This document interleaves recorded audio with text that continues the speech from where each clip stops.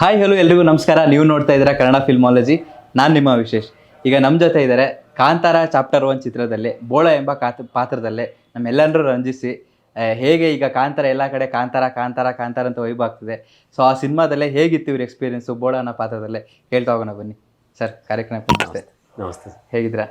ಚೆನ್ನಾಗಿದ್ದೀನಿ. ಸೊ ನಮ್ಮ ಆಡಿಯನ್ಸ್ಗೆ ನಿಮ್ಮದೊಂದು ಕಿರಿ ಪರಿಚಯ ಎಸ್, ಹೇಳಿ. ಎಲ್ರಿಗೂ ನಮಸ್ಕಾರ. ನನ್ನ ಹೆಸರು ಹನುಮಂತ್. ನಾನು ಮೂಲತಃ ರಾಯಚೂರಿನವನು. ನಂದು 2018ರಲ್ಲಿ ಥಿಯೇಟ್ರ್ ಎಜುಕೇಷನ್ ಆಯಿತು ಸಾಣೆಹಳ್ಳಿಲಿ. ಸೊ ಅದಾದಮೇಲೆ ಸುಮಾರು ವರ್ಷ ಸಿನಿಮಾ ಮತ್ತು ಥಿಯೇಟ್ರಲ್ಲಿ ವರ್ಕ್ ಮಾಡ್ತಾ ಈಗ ಕಾಂತಾರ ಚಾಪ್ಟರ್ 1ನಲ್ಲಿ ಆ್ಯಕ್ಟ್ ಮಾಡಿದ್ದೀನಿ. ಸೊ ಆ ಕಾಂತಾರ ಚಾಪ್ಟರ್ 1ನಲ್ಲಿ ನಾನು ರಿಷಬ್ ಶೆಟ್ಟಿಯವರ ಒಂದು ಹೀರೋ ಗ್ಯಾಂಗಲ್ಲಿ ಒಂದು ಬೋಳ ಅನ್ನೋ ಕ್ಯಾರೆಕ್ಟರ್ ಮಾಡಿದ್ದೀನಿ. ಸೊ ಇಷ್ಟು ನನ್ನ ಪರಿಚಯ. ಓಕೆ ಸರ್, ಕಾಂತಾರ ಅಂತ ತಗೊಂಡ್ರೆ ಫಸ್ಟು ಕಾಂತಾರ ಎಲ್ಲ ರಿಲೀಸ್ ಆಗಿತ್ತು. ಇವನ್ ಅವ್ರಿಗೂ ಕೂಡ ಕ್ಲಾರಿಟಿ ಇರಲಿಲ್ಲ. ಸ್ಟಾರ್ಟಿಂಗ್ ಒಂದು ಲಾಸ್ಟಲ್ಲಿ ಬಿಟ್ಟಿದ್ರು ಚಾಪ್ಟರ್ 1 ದಂತಕತೆ ಕಾಂತಾರ ಅಂತ ಒಂದು ಬಿಟ್ಟಿದ್ರು. ಸೊ ಆದಮೇಲೆ ಆಫ್ಟರ್ ಯೂತ್ ಸಕ್ಸಸ್ಸು ಕಾಂತಾರದು ಒಂದು ಕ್ಯಾಸ್ಟಿಂಗ್ ಎಲ್ಲ ಶುರುವಾಯಿತು. ಸೊ ಕ್ಯಾಸ್ಟಿಂಗ್ ಒಂದು ಪೋಸ್ಟರ್ ಬಿಟ್ಟಿದ್ರು, ಐ ಥಿಂಕ್ 2023 ಅನ್ನೋದು. ಸೊ ಕ್ಯಾಸ್ಟಿಂಗ್ ಅಂತ ಬಿಟ್ಟಾಗ ಎಲ್ಲರೂ ಟ್ರೈ ಮಾಡ್ತಾಯಿದ್ರು. ಸೊ ಅದೇ ಥರ ನಿಮಗೂ ಬಂದಿರುತ್ತೆ. ಹೆಂಗೆ ಟ್ರೈ ಮಾಡಿದರೆ ಹೆಂಗೆ ಸಿಕ್ತು ಅವಕಾಶ? ಸೊ ನಾನು ಆನ್ಲೈನಲ್ಲಿ ಅಪ್ಲಿಕೇಶನ್ ಹಾಕಿದೆ. ಅದಾದಮೇಲೆ ಆನ್ಲೈನಲ್ಲಿ ಸೆಲೆಕ್ಟ್ ಆದಮೇಲೆ ಅವರು ಆಫ್ಲೈನ್ ಕರೆದ್ರು. ಒಂದು 3 ತಿಂಗಳಾದಮೇಲೆ ಇಲ್ಲಿ ಕಂಠೀರವ ಸ್ಟುಡಿಯೋದಲ್ಲಿ ಆಡಿಷನ್ ಇತ್ತು. ಸೊ ಅಲ್ಲಿ ಸುಮಾರು ಒಂದು 35,000 ಜನ ಬಂದಿದ್ರು ಆಡಿಷನ್ಗೆ. ಸೊ ಅದರಲ್ಲಿ 11 ಜನನ ಚೂಸ್ ಮಾಡಿದ್ರು. ಸೊ 14 ಜನನ ಚೂಸ್ ಮಾಡಿದ್ರು. ಅವ್ರನ್ನ ಮತ್ತೆ ಕುಂದಾಪುರಕ್ಕೆ ಕರೆಸಿ ಕುಂದಾಪುರಲ್ಲಿ ಅವ್ರನ್ನೆಲ್ಲ ಸೆಲೆಕ್ಟ್ ಮಾಡಿ ಸೊ ಈ ಥರ ಈ ಪಾತ್ರಗಳಿಗೆ ಅಂಥೇಳಿ ಸೆಲೆಕ್ಟ್ ಮಾಡಿದರು. ಸೊ ಆವಾಗ ನನಗೆ ಈ ಪಾತ್ರ ಇರಲಿಲ್ಲ, ನಾನು ಯಾವುದೋ ಬೇರೆ ಪಾತ್ರದಲ್ಲಿದ್ದೆ. ಅದಾದಮೇಲೆ ಸ್ವಲ್ಪ ದಿನ ಆದಮೇಲೆ ಒಂದು ಕಾಲ್ ಬಂತು, ಇಲ್ಲ ನೀವು ಈ ಪಾತ್ರಕ್ಕೆ ಸೆಲೆಕ್ಟ್ ಆಗಿದ್ದೀರಿ, ಹಿಂಗೆ ಬರಬೇಕು, ಡೈರೆಕ್ಟ್ರ್ ಹೇಳಿದ್ದಾರೆ ಅಂತ. ಪಾತ್ರದ ಏನೂ ನಮಗೆ ಬಿಟ್ಕೊಟ್ಟಿರಲಿಲ್ಲ. ಸೊ ಇಲ್ಲ, ನಿಮ್ಮದು ಶೆಡ್ಯೂಲ್ ಜಾಸ್ತಿ ಆಗಿದೆ, ನಿಮಗೆ ಬರೀ 17 ದಿನ ಏನಿತ್ತಲ್ಲ ಅದು ಈಗ 100 ಡೇಸ್ ಶೆಡ್ಯೂಲ್ ಆಗಿದೆ ಅಂತ ಹೇಳಿದರು. ಸೊ ನನಗೆ ಶಾಕ್ ಆಯ್ತು, ಇದೇನಪ್ಪ ಹಿಂಗೆ ಹೇಳ್ತಿದ್ದಾರೆ ಅಂತೇಳಿ. ಹೋಗೋಣ ಅಂತ ಹೋದೆ. ಹೋಗ್ತಿದ್ರೆ ಫಸ್ಟ್ ಡೇನೇ ರಿಹರ್ಸಲ್ ಇತ್ತು. Morning next day shoot. Actually ಹೌದು, ಏನು ಹುಲಿ ಬರುತ್ತಲ್ಲ ಸ್ಟಾರ್ಟಿಂಗಲ್ಲಿ, ಅದೇ ಫಸ್ಟ್ ಡೇ ಶೂಟ್ ಮಾಡಿದ್ವಿ ನಾವು. ಆ್ಯಕ್ಚುಲಿ ಅಲ್ಲಿ ಹೋಗ್ತಿದ್ದಂಗೆ ಎಲ್ಲರೂ ಬಂದರು, ಟೀಮ್ ಅವರು, ರಿಷಬ್ ಸರ್ ಬಂದರು. ಎಲ್ಲರೂ ಹೋಗಿ ನಿಂತಿದ್ವಿ. ನನ್ನ ನೋಡಿದ ತಕ್ಷಣ ಹೆಸರಿನ ಮಗ ನಿಂದು ಅಂತಂದು, ಹನುಮಂತಣ್ಣ ಅಂತಂದು. ಹನುಮಂತ್ ಏನೋ ಇಂಟರ್ವ್ಯೂಲಲ್ಲಿ ಎಲ್ಲೋ ಒಂದು 17 ನಿಮಿಷದಲ್ಲಿ ಬಂದು ಹೋಗ್ಬಿಡ್ತಿದ್ದೆ ಅಂತ ಇಡೀ ಸಿನಿಮಾ ಪೂರ್ತಿ ಉಳ್ಕೊಂಬಿಟ್ಟೆ ಎಲ್ಲೋ ಅಂತಂದ್ರು. ಸೊ ಅದನ್ನ ಕೇಳ್ತಿದ್ದಂಗೆ ನನಗೆ ಖುಷಿ ಆಯಿತು. ಮತ್ತೇನು ಪ್ರಶ್ನೆ ಮಾಡೋಕೆ ಹೋಗಲಿಲ್ಲ, ಕ್ಯಾರೆಕ್ಟರ್ ಚೆನ್ನಾಗಿದೆ ಅಂತ ಅನಿಸ್ತು. ಸೊ ಅವ್ರು ಅವತ್ತೇ ಹೇಳಿದ್ರು, ಇಲ್ಲ ಈ ಥರ ಹೀರೋ ಟೀಮ್ ಜೊತೆನೇ ನೀವು ಕ್ಯಾರಿ ಆಗ್ತೀರಿ, ಸಿನಿಮಾ ಪೂರ್ತಿ ಇರಬೇಕು ಅಂತ ಹೇಳಿ. ಸೊ ಇದು ನನ್ನ first experience cinema day. Okay, even ಆಡಿಷನಲ್ಲೇ ಏನೇನು ಕೇಳ್ತಾರೆ ಆ್ಯಕ್ಚುಲಿ? ನಿಮ್ಗೆ ಏನೇನು ಎಕ್ಸ್ಪೆಕ್ಟ್ ಮಾಡಿದ್ರು ಅವರು? ಅದನ್ನ ಹೇಗೆ ನೀವು ಫುಲ್ಫಿಲ್ ಮಾಡಿದ್ರಿ? ಮೇನ್ ಇದರಲ್ಲಿ ಎಲ್ಲರೂ ಸೆಲೆಕ್ಟ್ ಮಾಡಿದ್ದೆ ಆಲ್ಮೋಸ್ಟ್ ಥಿಯೇಟರ್ ಬ್ಯಾಕ್ಗ್ರೌಂಡ್ ಇರೋಂಥ ಇದ್ರೆ ಅವರು ರಿಷಬ್ ಅಣ್ಣ ಆಡಿಷನ್ ಟೈಮಲ್ಲೇ ಇಲ್ಲಿ ಇರಲಿಲ್ಲ. ಇಲ್ಲಿ ಅನಿ ಅಣ್ಣ ಅಂತ ಗೊತ್ತಾ ನಿಮಗೆ? ಅನಿರುದ್ಧ್ ಮಹೇಶ್ ಅಂತೇಳಿ. ಆಮೇಲೆ ಇದು ರವಿ ಅಣ್ಣ ಇದರಲ್ಲಿ ಸೂಫ್ರಮ್ ಸೋದಲ್ಲಿ ಮಾಡಿದಾರಲ್ಲ ಅವರು ನಮಗೆ ಆಡಿಷನ್ ಮಾಡಿದ್ದು. ಸೊ ನಾನು ಹಳಗನ್ನಡ ಗದಾಯುದ್ಧದ ಒಂದು ಪಾರ್ಟನ್ನು ಮಾಡಿ ತೋರಿಸಿದೆ ಅವರಿಗೆ, ಯಾರು ದುರ್ಯೋಧನನ ಪಾತ್ರನ. ಸೊ ಅದು ಅವ್ರಿಗೆ ಭಾಳ ಇಷ್ಟ ಆಯಿತು. ಇಲ್ಲ ನಿಮಗೆ ನಾವು ಹೇಳ್ತೀವಿ ಸೆಲೆಕ್ಟ್ ಆದರೆ ಅಂತ ಹೇಳಿದ್ರು. ಸೊ ಎಲ್ಲ ಆಲ್ಮೋಸ್ಟ್ ಥಿಯೇಟ್ರ್ ಬ್ಯಾಕ್ಗ್ರೌಂಡ್ ಇರೋಂಥವ್ರನ್ನೇ ತಗೊಂಡಿರೋದ್ರಿಂದ ಎಲ್ಲ ಈಸಿ ಆಯಿತು ಅನ್ಸುತ್ತೆ ಮೋಸ್ಟ್ಲಿ ಅವರಿಗೆ. ಓಕೆ, ರಿಷಬ್ ಅಣ್ಣ ಹೇಗಿರ್ತಾ ಇದ್ರು ಸೆಟ್ಟಲ್ಲೆಲ್ಲ? ಟೈಮ್ ಸೆನ್ಸ್ ಇರ್ಬೋದು, ಯಾವಾಗಾರ ಬೈಸ್ಕೊಂಡಿದ್ದೇನೆ ಇಂಥ ಫಸ್ಟ್ ಡೇಲೆ ಸ್ಟಾರ್ಟಿಂಗ್ಗೆ ಅಥವಾ ರಿಹರ್ಸಲ್ಗೆ ಹೋಗೋ ಟೈಮಲ್ಲೇ? ಸುಮಾರುಂಟು. ಸಿನಿಮಾ ವಿಚಾರ ಬಂದರೆ ಅವರು ತುಂಬ ಡಿಗ್ನಿಟಿ, ಶಿಸ್ತನ್ನು ಫಾಲೋ ಮಾಡೋಂಥ ವ್ಯಕ್ತಿ. ಯಾಕಂದರೆ ಒಬ್ಬ ನಿರ್ಮಾಪಕ ಅವರನ್ನು ನಂಬಿ ದುಡ್ಡು ಹಾಕ್ತಾರೆ ಅಂದಮೇಲೆ ಅಂತ ದೊಡ್ಡ ಮಟ್ಟದ ಒಂದು ಸಿನಿಮಾ ಮಾಡಬೇಕಾದ್ರೆ ಸೊ ಆಬ್ವಿಯಸ್ಲಿ ಒಬ್ಬ ಡೈರೆಕ್ಟ್ರಿಗೆ ಒಂದು ರೆಸ್ಪಾನ್ಸಿಬಿಲಿಟಿ ಇರುತ್ತಲ್ಲ. ಸೊ ಆ ಥರ ರೇಗಿದ್ದುಂಟು. ಅಂದರೆ ಸ್ವಲ್ಪ ಟೈಮ್ ಆದರೆ, ಸ್ವಲ್ಪ ಡಿಲೇ ಆದರೆ, ಟೆಕ್ನಿಷಿಯನ್ಸ್ ಟೀಮ್ಸ್ಗೂ ಅಷ್ಟೇ, ಬಟ್ ಆರ್ಟಿಸ್ಟ್ಗಳಿಗೂ ಅಷ್ಟೇ. ಅಟ್ ಅ ಟೈಮ್ ಹಂಗೆ ಆಚೆ ಬಂದರೆ ಮಗು ಥರ ಮನುಷ್ಯ, ತುಂಬ ಪ್ರೀತಿಯಿಂದ ಮಾತಾಡ್ಸೋಂಥವ್ರು, ಅಪ್ಕೊಳ್ಳೋಂಥವ್ರು, ನಮ್ಮನ್ನೆಲ್ಲ ತುಂಬ ಪ್ರೀತಿಯಿಂದ ಕಾಣೋಂಥವ್ರು. ಸುಮಾರು ಕೆಲಸದ ವಿಚಾರ ಬಂದರೆ ತುಂಬ ಸ್ಟ್ರಿಕ್ಟ್ ಅಣ್ಣ. ಓವರ್ ಆಲ್ ನೀವು ಕಾಂತಾರಗೆ ಟೈಮ್ ಕೊಟ್ಟಿರೋ ದಿನಗಳು ಎಷ್ಟು? ಅದ್ರಲ್ಲಿ ರಿಹರ್ಸಲ್ ದಿನಗಳು ಎಷ್ಟು? ಶೂಟ್ ಆಗಿರೋ ದಿನಗಳು? ರಿಹರ್ಸಲ್ಸ್ ದಿನಗಳು ಗೊತ್ತಿಲ್ಲ. ಸುಮಾರು ನಮಗೆ ಆಲ್ಮೋಸ್ಟ್ 1 ವರ್ಷ ಅದಕ್ಕೆ ಎತ್ತಿಟ್ಟಿದ್ದೀವಿ. ಶೂಟಿಂಗ್ ಡೇಸ್ ಅಂತ ಬಂದರೆ 170 ಡೇಸ್ ಹತ್ತತ್ರ, 168 170 ಡೇಸ್ ಹತ್ತತ್ರ ಶೂಟ್ ಆಗಿದೆ. ರಿಹರ್ಸಲ್ಸು ಆದರೆ ರಿಹರ್ಸಲ್ಸ್ ಒಂದು 50 ಡೇಸ್ ಹಾಗೆ ಆಚೆ ಈಚೆ ಆಗಿದೆ. ರಿಷಬ್ ಶೆಟ್ಟಿ ಅವ್ರದ್ದು ಫಸ್ಟ್ ಶಾರ್ಟು ಸ್ಟಾರ್ಟಿಂಗ್ ಇಂಟ್ರೊಡಕ್ಷನ್ ಬರ್ತಾಳೆ, ಬರೋ ಸ್ವಲ್ಪ ಲೇಟ್ ಆಯ್ತು, ತಡವಾಯ್ತಾ ಅಂತ. ಹಾ. ಅದೇ ಫಸ್ಟ್ ಶಾರ್ಟಾ? ಇಲ್ಲ ಅದಲ್ಲ, ನಾನು ಫಸ್ಟ್ ಹೇಳಿದ್ನಲ್ಲ ಹುಲಿದು ಏನು ತೆಗಿತಿದ್ರಲ್ಲ ಅದು first day shoot. Okay okay. ಆ ಹುಲಿ ಬರುತ್ತೆ, ನಾವೆಲ್ಲ ಹಿಂಗ ಕತ್ತೆಲ್ಲ ಟೀಮಲ್ಲಿ ಹಿಂಗ್ ಬರ್ತೀವಲ್ಲ, ಸೊ ಅದು ಫಸ್ಟ್ ಡೇ ಶೂಟ್. ಓಕೆ. ಇನ್ನು ಫೈಟ್ ಸೀಕ್ವೆನ್ಸ್ ಬಗ್ಗೆ ಹೇಳೋದಾದ್ರೆ ಅದೆಲ್ಲ ತಯಾರಿ ಹೇಗಿತ್ತು? ನೆಕ್ಸ್ಟ್ ಲೆವೆಲ್ ಎಕ್ಸ್ಪೀರಿಯನ್ಸ್ ಅದಂತೂ. ಫೈಟ್ ಸೀಕ್ವೆನ್ಸಸ್ದು ನಾವು ಫಸ್ಟ್ ಶೂಟ್ ಮಾಡಿದ್ದೆ ಇಂಟರ್ವೆಲ್ ಫೈಟ್ ಏನಿದೆಯಲ್ಲ, ಓಕೆ ಓಕೆ, ಇಂಟರ್ವೆಲ್ ಬ್ಲಾಕಲ್ಲಿ ಬರುತ್ತಲ್ಲ ಆ ಫೈಟು. ಅದು ಬಂದು ರಾಮ ಲಕ್ಷ್ಮಣ್ ಸರ್ ಮಾಡಿಸಿರೋದು, ತೆಲುಗುವಿಂದ ಇಬ್ಬರು ಅವಳಿ ಜವಳಿ ಸರ್ ಇದಾರಲ್ಲ, ಅವರು ಕಂಪೋಸ್ ಮಾಡಿರೋಂಥ fight. Next level best experience. ತುಂಬ ಸೇಫ್ಟಿ ಪ್ರಿಕಾನ್ಷಿಯಸ್ನೆಲ್ಲ ಇಟ್ಕೊಂಡು ಮಾಡಿದ್ರು. ಬಟ್ ನನಗೆ ಅದೇ ಫೈಟಲ್ಲೇ ನನಗೆ ಏಟ್ ಆಯಿತು. ಫಸ್ಟ್ ಡೇನೇ ನನಗೆ ಶೋಲ್ಡ್ರ್ ಇದಾಗಿ ಮಸಲ್ ಕ್ರ್ಯಾಕ್ ಆಗಿ ಊತ ಬಂದ್ಬಿಡ್ತು. ಸೊ ಹಂಗೆ ಆದರೂ ಕ್ಯಾರಿ ಮಾಡಿಕೊಂಡು ಎಲ್ಲ ಟೀಮ್ ಎಲ್ಲ ನನ್ನ ಜೊತೆಗೆ ಸಪೋರ್ಟಿವ್ ಆಗಿದ್ದು, ನಮ್ಮ ಹೀರೋ ಟೀಮ್ ಹುಡುಗರೆಲ್ಲ ಮಾಡ್ತೀಯಾ ನೀನು ಮಾಡು ಅಂತೇಳಿ ಎಲ್ಲ ಜೊತೆ ಕರ್ಕೊಂಡು ಮಾಡಿಸಿದ್ದು. ಆ ಫೈಟ್ ಬಂದು ತುಂಬ ಚಾಲೆಂಜಿಂಗ್ ಆಗಿತ್ತು. ಅಣ್ಣನ್ನ ಡಿಫ್ರೆಂಟ್ ಆಗಿ ತೋರಿಸಿರೋ ಫೈಟ್ ಅದು ಆ್ಯಕ್ಚುಲಿ. ಅದರಲ್ಲಿ ಆ ಟ್ರೈಬ್, ಆ ಹುಲಿ ಥರದ್ದು ಒಂದು ಅಗ್ರೆಷನ್ಸ್ ಆಗಿರ್ಬೋದು, ಆ ಮೂಮೆಂಟ್ ಆಗಿರ್ಬೋದು, ಬಾಡಿ ಮೂಮೆಂಟ್, ಒಂದು ಬಾಡಿ ಬೆನ್ನ ಮೇಲೆ ಬಿದ್ದಿರುತ್ತೆ, ಎರಡು ಬಾಡಿ ಆಚೆ ಈಚೆ ಇರ್ತವೆ, ಹಿಂಗೆಲ್ಲ ಬರ್ತಾರೆ. ಅದಂತೂ ನೆಕ್ಸ್ಟ್ ಲೆವೆಲ್ ಗೂಸ್ ಬಂಪ್ಸಿಂಗ್. ನಾವು ಆ್ಯಕ್ಚುಲಿ ಅದನ್ನು ಅಲ್ಲೇ ಶೂಟಲ್ಲೇ ನೋಡಿದ್ವಿ. ನೋಡಿದಾಗ ನಾವು ಆಡಿಯನ್ಸ್ ಥರ ವಿಸಿಲ್ ಕೇಕ್ ಎಲ್ಲ ಹಾಕ್ಬಿಟ್ವಿ, ಫುಲ್ ಖುಷಿಯಾಗಿ ಕುಣಿದಾಡ್ವಿ, ಫೈಟ್ ಸಖತ್ತಾಗಿದೆ ಅಂತೇಳಿ. ಸೊ ಅದಾದಮೇಲೆ ಮತ್ತೆ ಯಾವುದು ಫೈಟ್ ನೋಡೋಕೆ ಬಿಡಲಿಲ್ಲ. ಹಿಂಗೆಲ್ಲ ಕೂಗಾಡ್ತಾರೆ ಇವರು, ಸೆಟ್ಟಲ್ಲಿ ಬರೀ ಇದೇ ಮಾಡ್ತಾರೆ ಅಂಥೇಳಿ.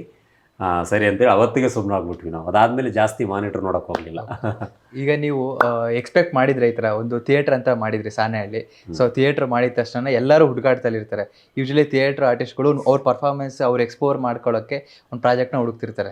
ಸೊ ಮನಿ ಮೈಂಡೆಡ್ ಥರ ಆಗಿರಲ್ಲ, ಏನೋ ಪೇಮೆಂಟ್ ಕೊಟ್ಟರೆ ಸಾಕು, ದುಡ್ಗೋಸ್ಕರ ಇಂಡಸ್ಟ್ರಿ ಬಂದ್ವಿ ಅನ್ನೋಂಗೂ ಇರಲ್ಲ. ಸೊ ನೀವು ಸಾಣೆಹಳ್ಳಿ ಮುಗಿಸಿದ ತಕ್ಷಣ ಈ ಪ್ರಾಜೆಕ್ಟ್ ಸಿಕ್ಕಿದಾಗ ನಿಮಗೆ ಹೇಗಿತ್ತು? ನಿಮ್ಮ ವಾತಾವರಣ, ಸುತ್ತಮುತ್ತ ಫ್ರೆಂಡ್ಸ್ ಇರ್ಬೋದು, ಫ್ಯಾಮಿಲಿ ಇರ್ಬೋದು, ಹೇಗೆ ಹೇಳಿದರು? ಏನು ರಿಯಾಕ್ಷನ್? ಇಲ್ಲ, ನಾನು ಅಷ್ಟೊಂದು ಯಾರಿಗೂ ಹೇಳಿಲ್ಲ. ನಮ್ಮ ಫ್ಯಾಮಿಲಿ ತುಂಬ ಅಂದರೆ ನಾವು ಹಳ್ಳಿ ಭಾಗದಲ್ಲಿರೋಂಥವ್ರು. ಸೊ ನಮ್ಮ ಅಪ್ಪ ಅಮ್ಮನಿಗೆ ಸಿನಿಮಾ ಬಗ್ಗೆ ಅಷ್ಟು ನಾಲೆಡ್ಜ್ ಇಲ್ಲ. ನಾನು ಈ ಥರದ್ದು ಒಂದು ಸಿನಿಮಾಗೆ ಸೆಲೆಕ್ಟ್ ಆಗಿದ್ದೀನಿ ಅಂದಾಗ ನಾನು ಯಾವುದೇ ಕೆಲಸ ಮಾಡಲಿ, ಸೊ ಆಗಲಿ ಒಳ್ಳೇದಾಗಲಿಪ್ಪ ಮಾಡ್ಬಾ ಅನ್ನೋರು. ಸೊ ಅವರು ಪ್ರೀತಿ ಆರೈಕೆ ನಾನು ಹೇಳೋದಿಲ್ಲ ಇದ್ರಂಗೆ ದೊಡ್ಡ ಬಡ್ಜೆಟ್ ಸಿನಿಮಾ ಈ ಥರ ಇದೆ ಅಂತಂದಾಗ ಖುಷಿ ಆದರು. ಆಗಲಿಪ್ಪ, ಅದರಾಗಲಿ ನೀನೊಬ್ಬ ಒಂದು ಪಾತ್ರ ಮಾಡ್ತಿದೀಯ ಅಂತಂದರೆ, ನೀನು ಒಂದು ಭಾಗ ಆಗ್ತಿದೆಯಾ ಅಂದರೆ ನಮಗೆ ಖುಷಿ ಅಂಥೇಳಿ ಖುಷಿಪಟ್ಟರು. ಸೊ ಅದಾದಮೇಲೆ ನೆಕ್ಸ್ಟು ನಾನು ಥಿಯೇಟ್ರು ಮಾಡಿ ಸುಮಾರು ವರ್ಷದ ಮೇಲೆ ಇದು ಸಿಕ್ಕಿದ್ದು ನನಗೆ. 2018-19 ನಂದು ಸಾಣೆಹಳ್ಳಿ ಆಗಿದ್ದು, ನಿಮಗೂ ಗೊತ್ತದು. ಸೊ ನೀವು ಅಲ್ಲಿಂದನೇ ಪಾಸ್ಔಟ್ ಆಗಿರೋರು. ಅದಾದಮೇಲೆ ಸುಮಾರು ಧಾತ್ರಿ ಅಂತ ಒಂದು ಥಿಯೇಟ್ರ್ ಇತ್ತು, ಅದರಲ್ಲಿ ಒಂದಷ್ಟು ತಿರುಗಾಟ ನಾಟಕಗಳು ಮಾಡಿ ಮ್ಯಾನೇಜರ್ ಆದೆ, ಡ್ರೈವರ್ ಆದೆ, ಎಲ್ಲ ಥರದ್ದು ಕೆಲಸಗಳನ್ನು ಮಾಡಿದೆ. ಅದಾದಮೇಲೆ ಬೆಂಗಳೂರಿಗೆ ಬಂದೆ, ಒಂದಷ್ಟು ಫಿಲ್ಮ್ ಇನ್ಸ್ಟಿಟ್ಯೂಟ್ಗಳಲ್ಲಿ ಟೀಚರಾಗಿ ವರ್ಕ್ ಮಾಡಿದೆ, ಒಂದಷ್ಟು ಕಾಲೇಜ್ಗಳಿಗೆ ಟ್ರೈನರಾಗಿ ಹೋದೆ, ಒಂದಷ್ಟು ಕಡೆ ಪರ್ಸ್ನಲ್ ಟ್ರೈನರಾಗಿ ವರ್ಕ್ ಮಾಡಿದೆ.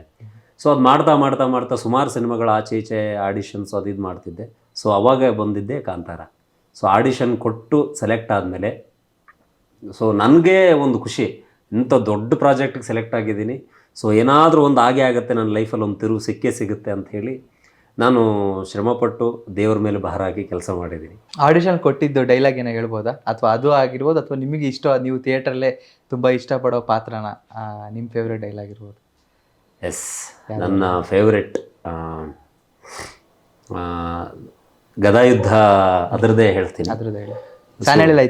ಸಾಣೆಹಳ್ಳಿಲಿ KGM ಅಂತೇಳಿ ಗುರುಗಳು, ಅವರು ಹಳಗನ್ನಡದ ನನ್ನ ಗುರುಗಳು.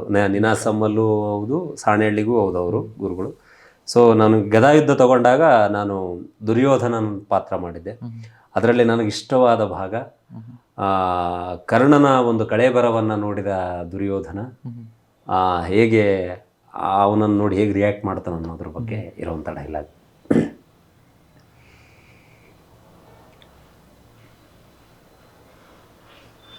ಅದಾರ್ ಸಂಜಯ ಹೇಳ್ತಾನೆ, ಪ್ರಭು, ಅವನು ನಿನ್ನ ಪ್ರಿಯ ಮಿತ್ರ ಕರ್ಣ. ನನ್ನ ಪ್ರಿಯ ಮಿತ್ರ ಕರ್ಣ. ಕರ್ಣ,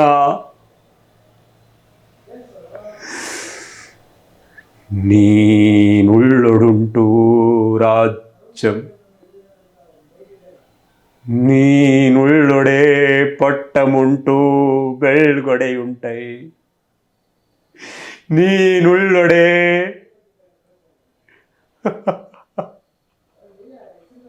ನೀನುಳ್ಳೊಡುಂಟು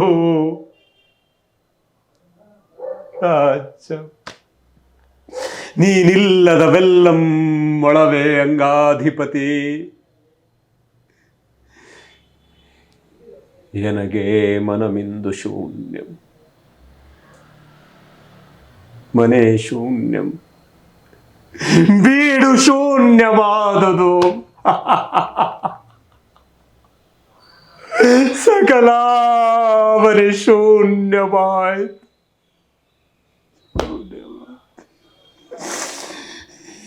ಎನ್ನ ತಮ್ಮದು ಶಾಸನನಿಲ್ಲದೆ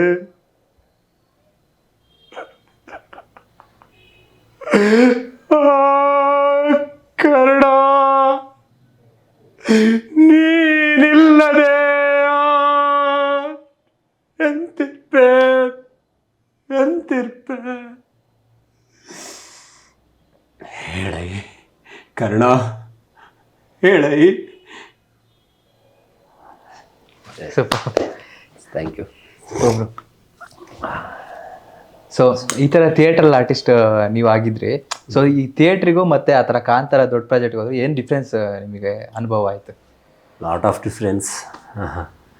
but Kantara is another theatre ಅಂತ ಹೇಳ್ಬೋದು. ಬಟ್ ನಾವು ಕೆಲಸ ಮಾಡಿದ್ದು ಹಾಗೆ, ಯಾಕಂದರೆ ನಾವು ಥಿಯೇಟ್ರಲ್ಲಿ ಎಲ್ಲ ಒಂದು ಸರ್ಕಲ್ ಆಗ್ತೀವಿ, ಆಗು ಹೋಗುಗಳಿಗೆ ಆಗ್ತೀವಿ. ಸೊ ಎಲ್ಲರೂ ಸೇರಿ ಕೆಲಸ ಮಾಡ್ತೀವಿ, ಒಂದು ಸರ್ಕಲ್ ಇರುತ್ತೆ, ಎಲ್ಲ ಕೆಲಸಗಳನ್ನು ಹಂಚ್ಕೊಂಡು ಮಾಡ್ತೀವಿ. ಸೊ ಕಾಂತಾರನೂ ಹಾಗೆ. ರಿಷಭಣ್ಣ ಹೇಳಿದ್ರು, ಇಲ್ಲಿ ನೋಡ್ರಪ್ಪ ಇದು ಸಿನಿಮಾದ ಮಾತ್ರಕ್ಕೆ ಬಂದು ಆ್ಯಕ್ಟ್ ಮಾಡಿ ಹೋಗ್ತೀನಿ ಅಂದರೆ ಆಗಲ್ಲ. ಎಲ್ಲರೂ ಕೈ ಜೋಡಿಸ್ಬೇಕು, ಎಲ್ಲರೂ ಕೆಲಸ ಮಾಡಬೇಕು, ಎಲ್ಲರೂ ಎಲ್ಲದನ್ನ. ಅವರು ಥಿಯೇಟರ್ ಆರ್ಟಿಸ್ಟ್ ಇದ್ದ ಅವ್ರದ್ದು ಥಿಯೇಟ್ರ್ ಆಗಿರೋದ್ರಿಂದ ಕೃಷ್ಣಮೂರ್ತಿ ಕವತ್ತರ್ ಸರ್ ಕಡೆ ಏನೋ ಥಿಯೇಟ್ರ್ ಮಾಡಿರ್ಬೋದು ಮೋಸ್ಟ್ಲಿ ಸರ್ ಅವರು. ಸೊ ಅವ್ರಿಗೆ ಥಿಯೇಟ್ರ್ ಆಲ್ಮೋಸ್ಟ್ ನಮಗೆ ಥಿಯೇಟ್ರ್ ಫೀಲೇ. ನಮ್ಗೇನಂದರೆ ನಾವು ಒಂಥರ ಮನೆ ಮಕ್ಕಳ ಥರ ಹೋಗಿದ್ವಿ ರಿಷಬ್ ಸರ್ಗೆ. ಯಾಕಂದರೆ ನಾವು ಹೀರೋ ಟೀಮ್ 14 ಜನ ಏನಿದ್ವಲ್ಲ, ಅಷ್ಟು ಜನ ಎನಿ ಟೈಮ್ ಬರ್ಮ್ಯಾ ಗ್ಯಾಂಗ್ ಅಂದರೆ ಸಾಕು, ಎಲ್ಲರೂ ಓಡೋಗ್ತಿದ್ವಿ. ಹೆಸರು ಹೇಳ್ಬೋದಾ 14 ಜನದ್ದು ಯಾರ್ಯಾರು? ಸ್ವಲ್ಪ ನೆನಪಿದೆ, ಸ್ವಲ್ಪ ನೆನಪಿಲ್ಲ. ಸಿನಿಮಾದಲ್ಲಿ ಮಾಡಿರೋ ಹೆಸರುಗಳು, ನನ್ನ ಹೆಸರು ಬಂದು ಬೋಲಾ, ಆಮೇಲೆ ರಕ್ಷಿ ಅಣ್ಣ ಅಂತ ಇದ್ದಾರೆ ಗೊತ್ತಾ, ಬಾಡಿ ಬಿಲ್ಡ್ರು. ಅಣ್ಣನ ಜೊತೆನೇ ಇರ್ತಾರೆ ಯಾವಾಗಲೂ, ಅಣ್ಣನ ಒಟ್ಟಿಗೆ ಕೆಲಸ ಮಾಡೋಂಥವ್ರು, ಯಾವಾಗಲೂ ಅಣ್ಣನ ಒಟ್ಟಿಗೆ ಇರೋಂಥವ್ರು, ಅಣ್ಣನ ಆತ್ಮೀಯರು ಅವರು. ರಕ್ಷಿತ್ ರಾಮಚಂದ್ರ ಶೆಟ್ಟಿ ಅವ್ರ ಹೆಸರು ಬಂದು ಚೀಂಕ್ರ. ಆಮೇಲೆ ರಾಘು ಅಣ್ಣ ಅಂತ ಇದ್ದಾರೆ ಗೊತ್ತಾ, ಕಿರಿಕ್ ಪಾರ್ಟಿಯಿಂದನೂ ಅಣ್ಣನೊಟ್ಟಿಗೆ ಮಾಡಿರೋದು, ಅವ್ರ ಹೆಸರು ಬಂದು ಗೇಂಡ ಅಂತ. ಆಮೇಲೆ ಡಿಂಗ್ರಿ ನರೇಶ್ ಅಂತಿದ್ದಾರೆ, ಅವ್ರ ಹೆಸರು ಬಂದು ಎಂಥದ್ದು ಗೋಂಪ ಅಂತ. ಅದಾದಮೇಲೆ ಮನ್ಸೂರ್ ಅಂತ ಬರ್ತಾನೆ, ಅವನ ಹೆಸರು ಬಂದು ಪೋಂಕ್ರ ಅಂತ. ಅದಾದಮೇಲೆ ಕೇರಳದಲ್ಲಿ ಅವಿನಾಶ್ ಅಂತ ಬರ್ತಾನೆ, ಅವನ ಹೆಸರು ಪಂಠ. ಆಮೇಲೆ ಇನ್ನೊಬ್ರು ಕಳರಿ ಮಾಸ್ಟರ್ ಇದ್ದಾರೆ, ಅವ್ರ ಹೆಸರು ಬಂದು ದೇಬಾ ಅಂತ ಈ ಸಿನಿಮಾದಲ್ಲಿ. ಅವ್ರ ಒರಿಜಿನಲ್ ಹೆಸರು ಬಂದು ಗೋಕುಲ್ ಅಂತ ಹೇಳಿ. ಅದಾದಮೇಲೆ ವಿಜಿಲೇಶ್ ಅಂತ ಒಬ್ಬ ಇದ್ದಾನೆ, ಅವನ ಹೆಸರು ಬಂದು ಈಸಾ. ಅದಾದಮೇಲೆ ಮಣಿ ಅಂತ ಇದ್ದಾನೆ, ಡೇವಿಡ್ ಪುಗ್ಗ. ಅದಾದಮೇಲೆ ಇನ್ನೊಬ್ಬರು ಯಾರು ನಮ್ಮ ಪ್ರಶಾಂತ್ ಜೆ ಕೆ ಅಣ್ಣ ಅಂತ, ಅವ್ರ ಹೆಸರು ಬಂದು ನೀಲಾ. ಸುಮಾರು ಹಿಂಗೆ ಸುಮಾರು ಹೆಸರುಗಳಿದೆ. ನಮ್ಮ ಟೀಮ್ ಲೀಡರ್, ನಮ್ಮ ಕ್ಯಾಪ್ಟನ್ ಬಂದು ರಿಷಭಣ್ಣ, ಅವ್ರ ಹೆಸರು ಬಂದು ಬೆರ್ಮೆ. ಇದು ಲೊಕೇಶನ್ ಎಕ್ಸಾಕ್ಟ್ ಎಲ್ಲೆಲ್ಲಿ ಅಂತ ಹೇಳ್ಬೋದಾ? ಅದು ನದಿ ಹರಿಯೋ ಫಾಲ್ಸು ಎಕ್ಸಾಕ್ಟ್ ರೀಲ್ಸ್ ಅಲ್ಲೆಲ್ಲ ಹಾಕಿದ್ರು, ಬಟ್ ಕ್ಲಾರಿಟಿಯಾಗಿ ಹೇಳೋದಾದ್ರೆ ಯಾವುದದು? ಕ್ಲಾರಿಟಿಯಾಗಿ ಹೇಳೋದಾದ್ರೆ, ನಾವು ಕುಂದಾಪುರಿಂದ ಈ ಕೊಲ್ಲೂರಿಗೆ ಹೋಗ್ತೀವಿ ಗೊತ್ತಾ, ಕೊಲ್ಲೂರು ಮತ್ತೆ ಕೊಡಚಾದ್ರಿ ಬೆನ್ನದು ಬೆನ್ನು. ಸೊ ಅಲ್ಲಿ ನಮಗೆ ಒಂದು ಯಾವ್ದು ಮೂಡುಗಲ್ಲು ಅಂತ ಸಿಗುತ್ತೆ. ಮೂಡುಗಲ್ಲಲ್ಲಿ ನಮಗೆ ಕೆರಡಿ ಹತ್ರ ಇದು ಏನು ನಾವು ಎಂಥದ್ದು ಈ ರೇನ್ ಫೈಟ್ ಎಲ್ಲ ಫಸ್ಟ್ ಇಂಟ್ರೊಡಕ್ಷನ್ ಫೈಟ್ ಇತ್ತಲ್ಲ, ಅದೆಲ್ಲ ಮಾಡಿದ್ದು ಅಣ್ಣನವ್ರ ಊರ ಹತ್ರ ಕೆರಡಿ, ಅಲ್ಲಿ ಮಾಡಿದ್ದು. ಸೊ ಈ ಅರಮನೆ ಸೆಟ್ಟು, ಆ ದೇವಸ್ಥಾನದ ಸೆಟ್ ಎಲ್ಲ ಕೊಡಚಾದ್ರಿ ಬೆನ್ನು. ಆ ಒಂದು ಬೆಳಕಲ್ ಫಾಲ್ಸ್ ಹರಿಯುತ್ತೆ ಗೊತ್ತಾ ನಿಮಗೆ, ಸೊ ಅದೆಲ್ಲ ಕೊಡಚಾದ್ರಿ ಬೆನ್ನು ನಿಮಗೆ. ಈಗ ಒಂದು ಸೀನ್ ನಡೀತಾ ಇರುತ್ತೆ, ಫೈಟ್ ಸೀಕ್ವೆನ್ಸ್ ಅಥವಾ ತುಂಬಾ ವೈಡ್, ಆಮೇಲೆ ನಿಮ್ದು ಬುಡಕಟ್ಟು ಜನಾಂಗದ ಅದೆಲ್ಲ ಹಳೇದಿದೆಯಲ್ಲ, ಅಷ್ಟು ಜನ ಇರೋದಲ್ಲ, ಹೆಂಗ್ ಮೇಂಟೈನ್ ಮಾಡ್ತಾ ಇದ್ರು? ಎಷ್ಟು ಜನ ಹುಡುಗರು ಇರೋರು ರಿಷಬ್ ಶೆಟ್ಟಿ ಅಣ್ಣನ ಜೊತೆ ಮೇಂಟೈನ್ ಮಾಡಕ್ಕೆ? ರವಿ ಅಣ್ಣನ ಜನ ಅವ್ರಿಗೆ ಎಷ್ಟು ಜನ ಇರೋರು? ಹುಡುಗರು ಹೇಗೆ ಮೇಂಟೈನ್ ಮಾಡ್ತಾ ಇದ್ರು ಸರ್? ಸೊ ಇಲ್ಲ, ಡೈರೆಕ್ಷನ್ ಟೀಮಲ್ಲೇ ಸುಮಾರು ಒಂದು 10ರಿಂದ 12 ಜನ ಇದ್ರು. ಸೊ ಅದಾದ್ಮೇಲೆ ಸೆಟ್ ಡಿಪಾರ್ಟ್ಮೆಂಟ್ ಅಲ್ಲಿ ಸುಮಾರು ಜನ ಇದ್ರು. ಇದು ಯೂಸ್ ಪ್ರಾಜೆಕ್ಟ್ ಆಗಿರೋದ್ರಿಂದ ಟೆಕ್ನಿಕಲ್ ವರ್ಕರ್ಸ್ ತುಂಬಾ ಜನ ಇದ್ರು. ಸೊ ಅಣ್ಣ ಹಿಂಗಂದ್ರೆ ಸಾಕು, ಪಟ್ ಅಂತ ಕೆಲಸ ಆಗೋಗ್ಬಿಡೋದಲ್ಲಿ. ಅದ್ ತೆಗ್ದಿಲ್ಲ ಹಾಕ್ರು, ಒಂದು ಶಾರ್ಟ್ಗೆ ಒಂದು 5 ನಿಮಿಷದಲ್ಲೇ ಹಿಂಗಿದ್ದು ಹಿಂಗ್ ಚೇಂಜ್ ಮಾಡೋರು, ಹಿಂಗಿದ್ದು ಹಿಂಗ್ ಚೇಂಜ್ ಮಾಡೋರು. ಸೊ ಅಷ್ಟು ಹೈಪರ್ ಆಕ್ಟಿವ್ ಎಲ್ಲರೂ. ಅಷ್ಟು ಡೈರೆಕ್ಷನ್ ಟೀಮ್ ಅವ್ರಿಗೆ ಒಂದೊಂದು ಜವಾಬ್ದಾರಿ ವಹಿಸ್ಬಿಟ್ಟಿದ್ರು. ಒಬ್ಬರಿಗೆ ಕಾಸ್ಟ್ಯೂಮ್ದು, ಒಬ್ಬರಿಗೆ ಕಂಟಿನ್ಯೂಟಿದು, ಒಬ್ರದ್ದು ಸ್ಪಾಟು, ಒಬ್ರದ್ದು ಜೂನಿಯರ್ ನೋಡ್ಕೊಳ್ಳೋಕ್ಕೆ, ಮತ್ತು ಎಡಿಟಿಂಗ್ ಹತ್ರ ಒಬ್ಬರು, ಅಂದರೆ ಅದೇ ಕಾಸ್ಟ್ಯೂಮ್ ಕಂಟಿನ್ಯೂಟಿನೋ ಆರ್ಟಿಸ್ಟ್ ಕಂಟಿನ್ಯೂಟಿ ನೋಡ್ಕೊಳ್ಳೋಕೆ ಒಬ್ಬರು. ಸೊ ಈ ಥರ ಸುಮಾರೆಲ್ಲ ಕೆಲಸ ಡಿವೈಡ್ ಮಾಡಿರೋದ್ರಿಂದ ಈಸಿ ಆಯಿತು ಅವರಿಗೆ. ಓಕೆ. ಸೊ ಒಂದಿಷ್ಟು ಕಾಂತಾರ ಶೂಟಿಂಗ್ ನಡೀತಿರ್ಬೇಕಾದ್ರೆ ಒಂದಿಷ್ಟು ಗಾಸಿಪ್ಸ್ ಬಂದಿತ್ತು.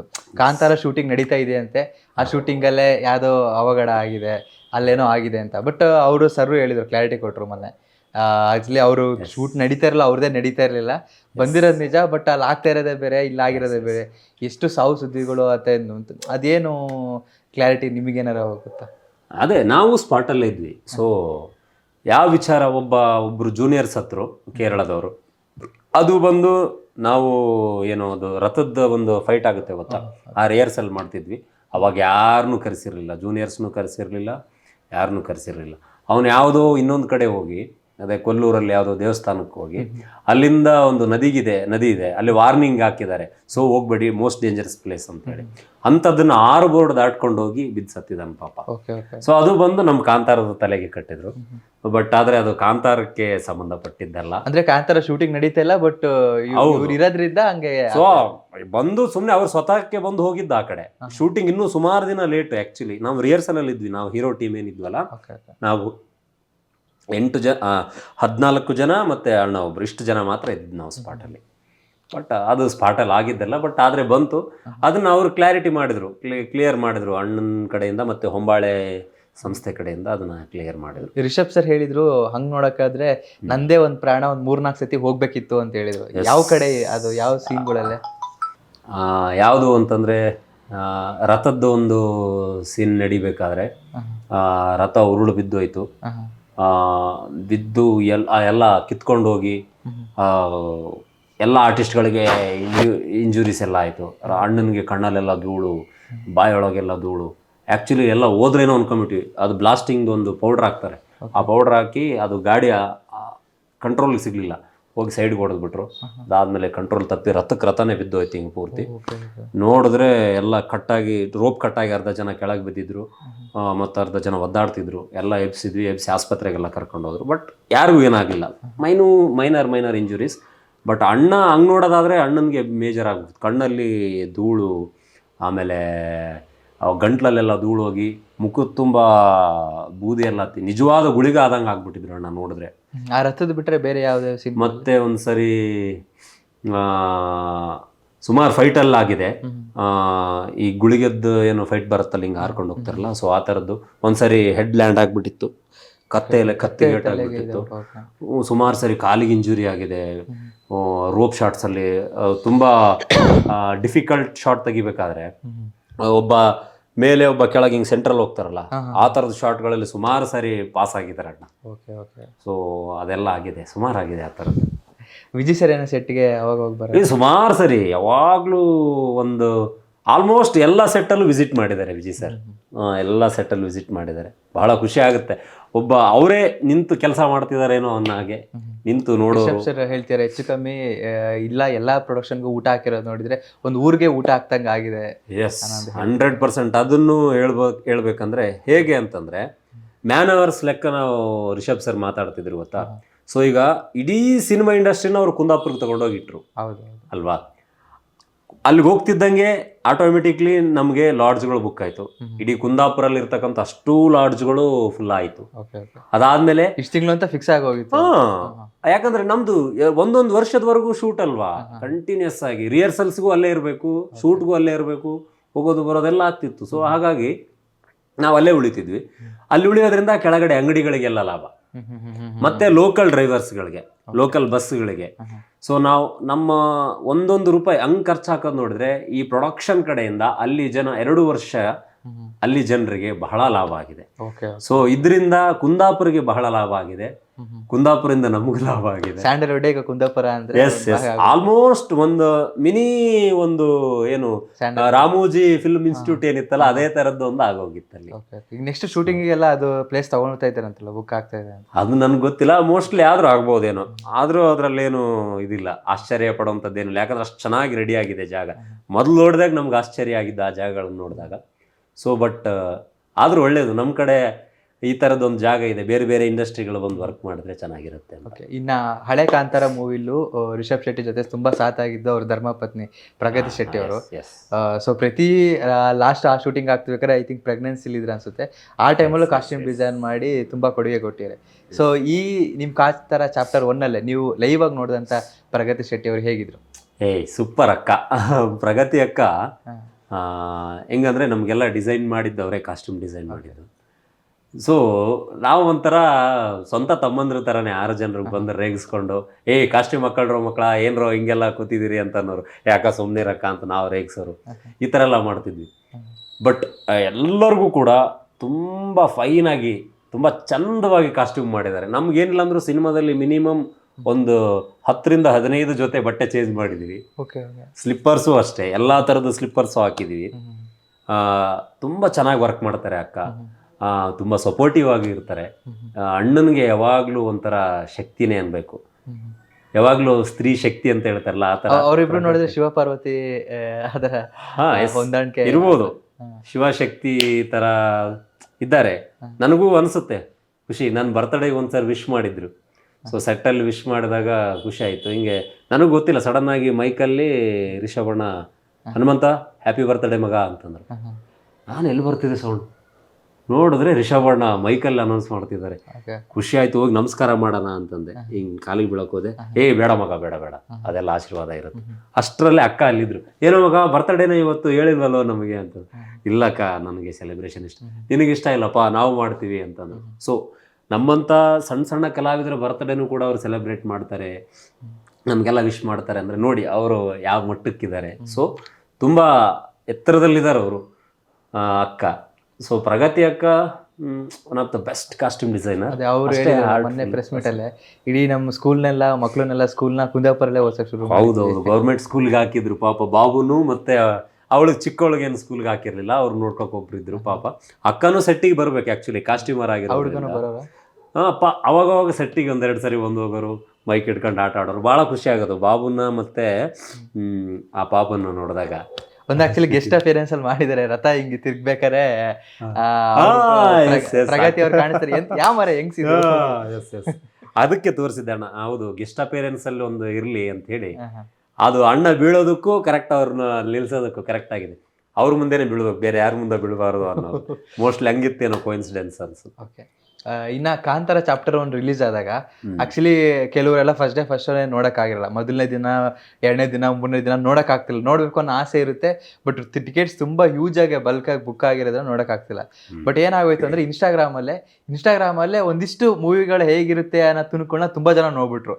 ಇವಾಗ ನಾನು ನೋಡಿದ್ರೆ ಇನ್ಸ್ಟಾಗ್ರಾಮ್ ಸುಮ್ಮನೆ ಓಪನ್ ಮಾಡಿದರೆ ಸಾಕು, ಏನೋ ಒಂದು ಇಂಪಾರ್ಟೆಂಟ್ ಸೀನ್ಗಳೇ, ತುಂಬ ವೈಬ್ ಸೀನ್ಗಳೇ, ಲಾಸ್ಟ್ ಕ್ಲೈಮ್ಯಾಕ್ಸ್ ಇರ್ಬೋದು, ಇಂಟ್ರೋಲ್ ಬ್ಯಾಕು ಎಲ್ಲ ರೀಲ್ಸಲ್ಲೇ ತುಂಬ ಬಂದ್ಬಿಡ್ತು. ಸೊ ಆ ಪೈರಸಿ ಏನಾದರೂ ಹೆಂಗೆ ಅನ್ನಿಸ್ತು ಮೂವಿ ಟೀಮಿಗೆ ಎಫೆಕ್ಟ್? ಸೊ ಎಫೆಕ್ಟೇ ಅದೇ ಆ್ಯಕ್ಚುಲಿ.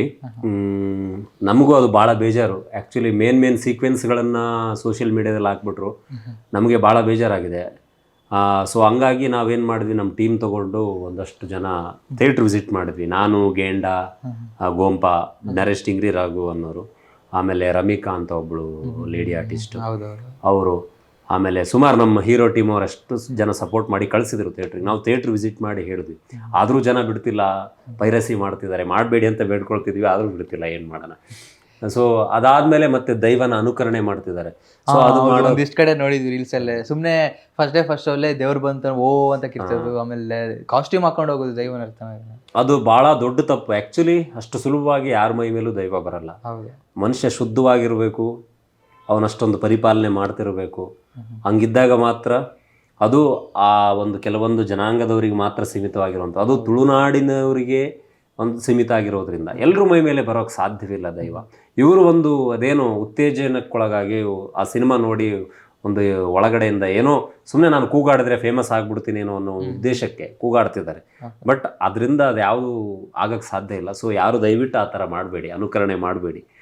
ಅದು ಅವರ ಭಾವನೆಗಳಿಗೆ ಧಕ್ಕೆ ತರುತ್ತೆ. ಸೊ ಇದು ನಮ್ಮ ಕಡೆಯಿಂದ ರಿಕ್ವೆಸ್ಟ್, ಯಾರೂ ಕೂಡ ದೈವನ ಅನುಕರಣೆ ಮಾಡೋಕ್ಕೆ ಹೋಗಬೇಡಿ ಅಂತ ಹೇಳ್ತೇನೆ. ಲೈವ್ ಆಗಿ ನೀವು ಇಂಟರ್ವಲ್ ಬ್ಲಾಕ್ ಆದ್ಮೇಲೆ ಕೂಡ ದೈವ ನರ್ತನೆ ಬರುತ್ತೆ, ಅದಿರ್ಬೋದು. ಮತ್ತೆ ಕ್ಲೈಮ್ಯಾಕ್ಸ್ ಲಾಸ್ಟ್ ದೈವ ಬಂದು ಕಾಪಾಡೋದು. ಸೊ ಆ ಸೀಕ್ವೆನ್ಸ್ಗಳಲ್ಲಿ ನೀವಿದ್ರಾ? ಇಲ್ಲ, ಕೆಲವೊಂದು ಸೀಕ್ವೆನ್ಸಲ್ಲಿ ಈ ರಾಜಬೀದಿಲಿ ಆಗಿತ್ತು ಗೊತ್ತಾ, ಆ ಸೀಕ್ವೆನ್ಸಲ್ಲಿ ಇದ್ವಿ. ಕ್ಲೈಮ್ಯಾಕ್ಸಲ್ಲಿ ಇರಲಿಲ್ಲ, ಅಷ್ಟೊತ್ತಿಗೆ ನಾವು ಸತ್ತೋಗಿದ್ವಿ ವಾರಲ್ಲಿ. ಸೊ ಹಂಗಾಗಿ ನಾವು ಕ್ಲೈಮ್ಯಾಕ್ಸಲ್ಲಿ ಅಣ್ಣಗೆ ಏನು ಗುಳಿಗೆ ಬರುತ್ತಲ್ಲ, ಆ ದೈವ ಬಂದಾಗ ನಾವಿರಲಿಲ್ಲ. ಸೆಂಟ್ರಲ್ಲಿ ಇನ್ನೊಬ್ಬರು ದೈವ ರಾಜೇಶ್ ಅಣ್ಣ ಅಂತ ಹೇಳಿದ್ದಾರೆ, ಅವ್ರಿಗೆ ದೈವ ಕಟ್ಟಿದಾಗ ಅವ್ರು ಆ್ಯಕ್ಚುಲಿ ಮೂಲ ದೈವದವರೇ, ಅವರು ದೈವ ಹಿಡಿಯುವಂತಾರೆ, ಅವ್ರಿಗೆ ಆ ಪಾತ್ರ ಕೊಟ್ಟು ಮಾಡಿಸಿದ್ರು. ಸೊ ಅಲ್ಲಿ ನಾನಿದ್ದೆ. ಅದು ಶಿವರಾತ್ರಿ ದಿನ ನನಗೆ ಫೇವ್ರೆಟ್ ಡೇ. ಅವತ್ತು ಶಿವಪ್ಪನ ಭಜನೆ ಮಾಡಿಕೊಂಡು ಇಡೀ ದಿನ ರಾತ್ರಿ ಎಲ್ಲ, ಸೊ ಖಾಲಿ ಟೈಮಲ್ಲಿ ಅದಾದಮೇಲೆ ಒಂದು ಪಂಜುರ್ಲಿ ಆ ದೈವದ್ದು ಒಂದು ಸೀನು ನೋಡ್ತಾ ಬಹಳ ಖುಷಿ ಅನಿಸ್ತಾ ಅವತ್ತಿನ ದಿನ. ಸೊ ಅವತ್ತು ಇನ್ವಾಲ್ವ್ ಆಗಿದ್ದೆ. ನನಗೊಂಥರ ಹೊಸ ಎಕ್ಸ್ಪೀರಿಯನ್ಸ್, ಫಸ್ಟ್ ಟೈಮ್ ನಾನು ಆ ಥರದ ದೈವದ ಒಂದು ವೇಷಭೂಷೆಗಳನ್ನು ಕಂಪ್ಲೀಟಾಗಿ ನೋಡಿದ್ದು ಅವತ್ತೇ. ಇನ್ನು ಕಾಂತಾರ ಫಸ್ಟಿಗೆ ಬಂದಿದ್ದು ಕಾಂತಾರ ಮತ್ತೆ ಈಗ ಚಾಪ್ಟರ್ 1 ತಗೊಂಡ್ರೆ ಎರಡರದ್ದು ಗ್ರಾಫು ಒಂಥರ ಸೇಮ್ ಹೋಗುತ್ತೆ. ಅಂದರೆ ಲಾಸ್ಟಿಗೆ ಅಲ್ಲೂ ಕೂಡ ದೈವ ಬಂದು ಕಾಪಾಡೋದು, ಇಲ್ಲೂ ಕೂಡ ಸೇಮ್ ಅದೇ. ಸೊ ಅದು ಏನಾದರೂ ಸೇಮ್ ಅನ್ಸುತ್ತಲ್ಲ? ಸೊ ಎಲ್ಲ ಸೇಮೇ, ಏನಿಲ್ಲ, ಅಪ್ಡೇಟ್ ಆಗಿದೆ ಅಂತ ಅಷ್ಟೇ, ಇನ್ನೇನಿಲ್ಲ. ಕಾಲಗಳಲ್ಲಿ ಡಿಫ್ರೆನ್ಸ್ ಇದೆ ಅಷ್ಟೇ. ಇದು ಬಂದು ಈ ಚಾಪ್ಟರ್ 1 ಬಂದು 4th ಸೆಂಚುರಿ, ಅದು ಬಂದು 22 ಸೆಂಚುರಿ. ಸೊ ಕಾಲಗಳಲ್ಲಿ ಅಂತರ ಇದೆ ಬಿಟ್ಟರೆ ಮನುಷ್ಯನ ಮನಸ್ಸುಗಳಲ್ಲಿ ಅಂತರ ಇಲ್ಲ. ಬಟ್ ಅದು ಆ ಕಾಲಘಟ್ಟಕ್ಕೆ ನಮಗೆ ಹೇಗೆ ನಮ್ಮ ಮೂಲದಿಂದನೂ ದೈವ ನಮ್ಮ ಕಾಡನ್ನು ಹೇಗೆ ಕಾಯ್ದುಕೊಂಡು ಬಂದಿದೆ ಅನ್ನೋದಿತ್ತು. ಇದರಲ್ಲಿ ಕಾಡಲ್ಲಿ ಜನರು ಸೇರಿದಾಗ ಇತ್ತೀಚಿನ ದಿನಗಳಲ್ಲಿ ಹೇಗೆ ಈಗ ನಾವು ಅದೇ ಕಾಂತಾರ ಪ್ರೀಕ್ವೆಲ್ ಏನು ನೋಡಿದ್ವಲ್ಲ, ಸೊ ಅದರಲ್ಲಿ ಇತ್ತೀಚಿನ ದಿನದ ಜನರ ಒಂದು ಬದುಕನ್ನು ಕಾಡಿಗೆ ಮತ್ತು ಕಾಡಿನ ನಂಟಿಗೆ ಸೇರಿಸಿದ್ದಾರೆ. ಬಟ್ ಅಲ್ಲಿ ನಮ್ಮ ಪೂರ್ವಿಕರದ್ದು ಏನಂದರೆ ಟ್ರೈಬ್ಸ್ ಥರದ್ದನ್ನು, ಅಂದರೆ ಅಲೆಮಾರಿಗಳು ಏನಿರ್ತಾರೆ, ಈ ಕಾಡು ವಾಸಿಗಳು ಏನಿರ್ತಾರೆ, ಅವ್ರಿಗೆ ಸಂಬಂಧಪಟ್ಟ ಕಥೆಯನ್ನು, ಅವರಲ್ಲೇ ದೈವ ಇದೆ ಅನ್ನೋದನ್ನು, ಅದು ಕಾಡಿಗೆ ಸೀಮಿತವಾಗಿದೆ ಅನ್ನೋದನ್ನು ತೋರಿಸಿರೋ ಕಥೆ. ಇನ್ನು ಲಾಸ್ಟ್ ಕ್ಲೈಮ್ಯಾಕ್ಸ್ ಅಲ್ಲೇ ಬಾವಿಗೆ ಹಾರಿದ್ಮೇಲೆ ಬಾವಿ ಏನಾಯ್ತು ಅನ್ನೋದನ್ನ ಬಿಟ್ಟು ಚಾಪ್ಟರ್ 2 ಬಿಟ್ಟವ್ರೆ. ಸೊ ಚಾಪ್ಟರ್ 2 ಶೂಟಿಂಗ್ ಆಗಿದೆ ಅನ್ನೋ ಒಂದು ಮಾಹಿತಿ ಬಂದಿದೆ. ಸೊ ಆಗಿದೆ? ಇಲ್ಲ, ಅದೇನು ಆಗಿಲ್ಲ. ಅದೆಲ್ಲ ಕೆಲವೊಂದೇನು ಬಳಸ್ಬೋದೇನೋ, ಅದು ನಮಗೂ ಗೊತ್ತಿಲ್ಲ. ಬಟ್ ಚಾಪ್ಟರ್ 2 ಏನು ಟಚ್ ಮಾಡಿಲ್ಲ. ಇದರಲ್ಲೇ ನಮಗೆ ಸುಮಾರು ಟೈಮ್ ಕಳೆದೋಯ್ತು. ಇದನ್ನ ಶೂಟ್ ಮಾಡೋಕ್ಕೆ ಟೈಮ್ ಆಗಿಲ್ಲ ನಮಗೆ. ಈಗ ಚಾಪ್ಟರ್ 2 ಸೀಕ್ವೆಲ್ ಆಗಿರುತ್ತಾ ಅಥವಾ ಈ ಪ್ರೀಕ್ವೆಲ್ಗೆ ಇನ್ನೂ ಪ್ರೀಕ್ವೆಲ್ ಆಗಿರುತ್ತಾ? ಅದು ನಮಗೆ ಗೊತ್ತಿಲ್ಲ, ರಿಷಬ್ ಸರ್ನೇ ಕೇಳಬೇಕು. ಅದ್ರ ಬಗ್ಗೆ ಏನು ಹೇಳಿಲ್ಲ? ಅದ್ರ ಬಗ್ಗೆ ನಮ್ಗೆ ಐಡಿಯಾ ಇಲ್ಲ, ಇದು ನಿಜ ಗೊತ್ತಿಲ್ಲ. ಇದಾದ್ಮೇಲೆ ಕಾಂತಾರ ಮೂವಿ ರಿಲೀಸ್ ಆದ್ಮೇಲೆ ನಿಮಗೆ ಏನಾದರೂ ಆಫರ್ ಏನಾದರೂ ಬಂತಾ? ಊರ್ ಕಡೆ ಹೇಗಿದೆ ರೆಸ್ಪಾನ್ಸ್ ಎಲ್ಲ? ಸುಮಾರು ಹೇಳ್ತಿದ್ದಾರೆ, ಸ್ನೇಹಿತರೆಲ್ಲ ಗುರುತಿಸ್ತಿದ್ದಾರೆ, ಫೋನ್ ಮಾಡದಿರೋರೆಲ್ಲ ಫೋನ್ ಮಾಡಿ ಕೇಳ್ತಿದ್ದಾರೆ. ಈಗಲೇ ಎಸ್, ಖುಷಿ ಆಗ್ತಿದೆ. ಕಾಂತಾರ ಒಂದು ಒಳ್ಳೆ ಕೊಡುಗೆ ಕೊಟ್ಟಿದೆ ನನಗೆ. ದೈವದ ನೆಲಕ್ಕೆ ಕಾಲಿಟ್ಟಾಗಲೇ ನನಗೆ ಆ ಅನುಭವ ಆಯಿತು. ಇಲ್ಲ, ಏನೋ ಇದೆ, ದೇವ್ರು ಏನೋ ಒಂದು ಕೊಡ್ತಿದ್ದಾನೆ ಅಂತೇಳಿ. ಸೊ ಸಿಕ್ಕಿದೆ. ಊರ ಕಡೆ ತುಂಬ ಚೆನ್ನಾಗಿದೆ ರೆಸ್ಪಾನ್ಸ್. ಊರ ಕಡೆ ಹೋಗ್ಬೇಕೀಗ. ಪ್ರೆಸ್ಸಲ್ಲೆಲ್ಲ ನ್ಯೂಸ್ ಇದರಲ್ಲಿ ಪೇಪರ್ಗಳಲ್ಲೆಲ್ಲ ಹಾಕಿದ್ದಾರೆ. ಸೊ ಅದನ್ನು ಬಿಟ್ಟು ಒಂದಷ್ಟು ಜನ ಕಾಲ್ ಮಾಡಿಲ್ಲ, ನೀವು ಲೈವ್ ಆಗಿ ಮೀಟ್ ಆಗಕ್ಕೆ ಬನ್ನಿ, ನಿಮ್ಮನ್ನು ನೋಡಬೇಕು ಅನಿಸ್ತಿದೆ. ರಿಷಬ್ ಶೆಟ್ಟಿ ಅವ್ರನ್ನಂತೂ ನೋಡೋಕ್ಕಾಗಲಿಲ್ಲ, ನೀವು ನಮ್ಮೂರವರು, ನೀವು ಬಂದರೆ ನಿಮ್ಮನ್ನು ನೋಡಿ ನಾವು ಖುಷಿ ಪಡ್ತೀವಿ ಅಂತ. ಸೊ ನಾನು ಎಲ್ಲರ ಪರವಾಗಿ ನಾನು ಹೋಗ್ತಿದ್ದೀನಿ, ಖುಷಿ ಆಗ್ತಿದೆ. ಆಫ್ಟರ್ ಮೂವಿ ರಿಲೀಸ್ ಆದಮೇಲೆ ಊರ್ ಸೈಡ್ ಏನೋ ಕರ್ಸ್ಕೊಂಡಿದ್ದೀರಾ ನಿಮ್ಮ ಟೀಮ್ನೆಲ್ಲ? ಏನಾದ್ರು ಭೇಟಿ ಮಾಡಿದ್ದೀರಾ ಮತ್ತೆ ರಿಷಬ್ ಅಣ್ಣ? ಇಲ್ಲ, ಪ್ರೀಮಿಯರ್ಗೆ ಒಂದೇ ಮೀಟ್ ಆಗಿದ್ವಿ ರಿಷಬ್ ಅಣ್ಣನಿಗೆ ನಾವು. ಅದನ್ನು ಬಿಟ್ಟರೆ ಮತ್ತೆ ಯಾವಾಗೂ ಮೀಟ್ ಆಗಿಲ್ಲ. ಪ್ರೀಮಿಯರ್ ಆದಮೇಲೆ ಅವರು ಬ್ಯುಸಿ ಆದರು, ಅಣ್ಣ ಬೇರೆ ಬೇರೆ ಮೀಟಿಂಗ್ಸ್ ಅದು ಇದು ಅಂತೇಳಿ. ಆಮೇಲೆ ಇದು ರಾಷ್ಟ್ರಪತಿ ಭವನದಲ್ಲಿ ಶೋ ಇತ್ತು, ಡೆಲ್ಲಿಗೆ ಹೋಗಿದ್ರು. ಸೊ ಈ ಥರದ್ದು ಇದರಲ್ಲೇ ಬ್ಯುಸಿ ಆಗಿದ್ರು. ಅಲ್ಲಿ CM ಕೂಡ ಮೀಟ್ ಆಗಿದೆ. ಎಸ್. ಸೊ ಇನ್ನೇನು ಕಾಂತಾರ ರಿಲೀಸ್ ಆಗಿದೆ, ತುಂಬ ಸಕ್ಸಸ್ ಕಾಣ್ತಾ ಇದೆ. ಸೊ ನಿಮಗೂ ಮುಂದೆ ಒಳ್ಳೆ ಆಫರ್ಗಳು ಬರಲಿ. ಕೊನೆಯದಾಗೆ ಆಡಿಯನ್ಸ್ಗೆ ಏನಾದ್ರು ಹೇಳ್ಕೊಳ್ಳೋದಿದ್ರೆ, ಏನಾದ್ರು ಹೇಳೋದಿದ್ರೆ? ಏನಿಲ್ಲ, ನನಗೆ ಅವಕಾಶ ಮಾಡಿಕೊಟ್ಟಂತಹ ರಿಷಬ್ ಶೆಟ್ಟಿ ಸರ್ಗೆ ಮತ್ತು ಹೊಂಬಾಳೆ ಸಂಸ್ಥೆಗೆ, ನನ್ನೊಟ್ಟಿಗೆ ಅಭಿನಯಿಸಿರುವಂಥ ಸಹ ನಟರು, ನನ್ನ ಭರ್ಮೆ ಗ್ಯಾಂಗಿಗೆ, ವುಮೆನ್ ವಾರಿಯರ್ಸ್ಗೆ, ಕಾಂತಾರ ಚಿತ್ರತಂಡದಲ್ಲಿ ಅಭಿನಯಿಸಿದ ಎಲ್ಲ ಕಲಾವಿದರಿಗೆ, ಮತ್ತು ಇಂಥ ಅವಕಾಶವನ್ನು ಒದಗಿಸಿಕೊಟ್ಟಂತಹ ಮತ್ತೊಮ್ಮೆ ನಮ್ಮೆಲ್ಲರ ಕ್ಯಾಪ್ಟನ್ ಆಗಿರುವ ರಿಷಬ್ ಶೆಟ್ಟಿ ಸರ್ಗೆ ಹಾಗೂ ಹೊಂಬಾಳೆ ಸಂಸ್ಥೆಗೆ, ವಿಜಯ್ ಸರ್ಗೆ, ಎಲ್ರಿಗೂ ಕೂಡ ಧನ್ಯವಾದಗಳನ್ನು ಅರ್ಪಿಸ್ತೇನೆ. ಆಡಿಯನ್ಸ್ ಹತ್ರ ಕೇಳ್ಕೊಳ್ಳೋದೇನೆಂದರೆ, ಈ ಥರದ ಸಿನಿಮಾಗಳು ಬಂದಾಗ ನೀವು ಗೆಲ್ಲಿಸ್ತೀರಿ, ತೋರಿಸ್ತೀರಿ, ಅವರನ್ನು ಉತ್ತುಂಗಕ್ಕೆ ತಗೊಂಡೋಗ್ತೀರಿ ಅನ್ನೋದು ನನಗೆ ಗೊತ್ತು. ಸೊ ತುಳುನಾಡಿನ ದೈವ ಮೂಲ ತುಳುನಾಡಿನ ದೈವಗಳಿಗೆ ಮತ್ತು ಅಲ್ಲಿರುವಂತಹ ತುಳುನಾಡಿಗರಿಗೆ ಅವರ ಭಾವನೆಗಳಿಗೆ ಧಕ್ಕೆ ಬರದ ಹಾಗೆ ದೈವಗಳನ್ನು ಅನುಕರಿಸಬೇಡಿ, ಮತ್ತು ಸಿನಿಮಾಗಳನ್ನು ಪೈರಸಿ ಮಾಡಬೇಡಿ. ಇಂಥ ಸಿನಿಮಾಗಳಿಗೆ ಸಪೋರ್ಟ್ ಮಾಡಿ, ಮತ್ತು ಹೊಸ ತಂಡಗಳಿಗೆ ಸಪೋರ್ಟ್ ಮಾಡಿ. ಎಲ್ಲ ಸಿನಿಮಾಗಳನ್ನು ನೋಡ್ತೀರಿ ಅಂತ ಗೊತ್ತು. ಸೊ ಹೀಗೆ ಎಲ್ಲರನ್ನೂ ಆಶೀರ್ವದಿಸಿ ಹರಸಿ ಅಂತ ಕೇಳ್ಕೊಳ್ತೀನಿ ಅಷ್ಟೇ.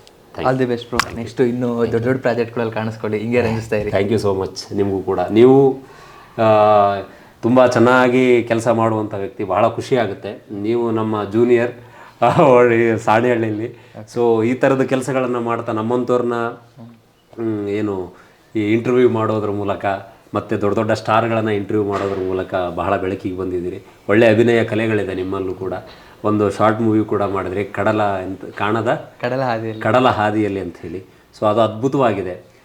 ನಿಮ್ಮ ಅಭಿನಯ ಕೂಡ ಎಲ್ರಿಗೂ ಜನರ ಮೆಚ್ಚುಗೆಗೆ ಒಳಪಡುತ್ತೆ ಅನ್ನೋದು ಕೂಡ ನನ್ನ ಆಶಯ ಕೂಡ. ಸೊ ಮುಂದುವರಿಸಿ, ನೀವು ಕೂಡ ದೊಡ್ಡ ಮಟ್ಟದಲ್ಲಿ ಹೆಸರು ಮಾಡಿ, ದೊಡ್ಡ ದೊಡ್ಡ ಸಿನಿಮಾಗಳಲ್ಲಿ ಕಾಣಿಸ್ಕೊಳ್ಳಿ, ಒಟ್ಟಿಗೆ ಸೇರಿ ಕೆಲಸ ಮಾಡುವ ಮುಂದೆ. Thank you.